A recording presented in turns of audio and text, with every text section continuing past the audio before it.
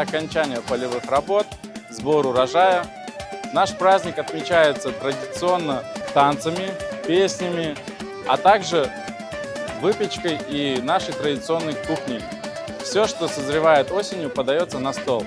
Все к этому дню убирают дома, чистят дворы, готовятся. Девушки собираются в хороводы, ведут хороводы, танцуют. Мальчики, мужчины, юноши выбирают себе невест. В этот день, конечно, строятся новые семьи.